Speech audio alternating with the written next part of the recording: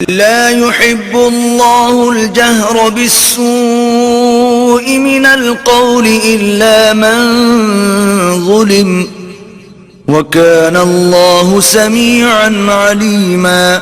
اللہ اس بات کو پسند نہیں کرتا کہ کوئی کسی کو اعلانیہ برا کہے مگر وہ جو مظلوم ہو، اور اللہ سب کچھ سنتا اور جانتا ہے۔ إن تبدوا خيرا أو تخفوه أو تعفوا عن سوء فإن الله كان عفوا قديرا۔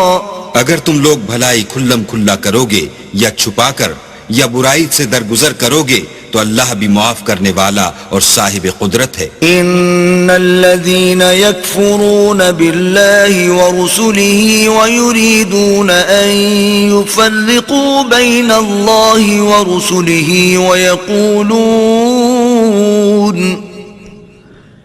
ويقولون نؤمن ببعض ونكفر ببعض ويريدون أن يتخذوا بين ذلك سبيلا۔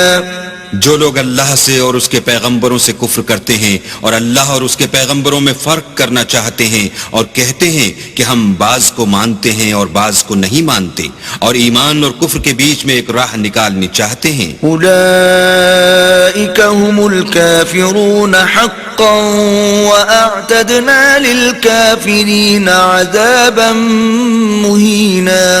وہ بلا اشتباہ کافر ہیں اور کافروں کے لیے ہم نے ذلت کا عذاب تیار کر رکھا ہے۔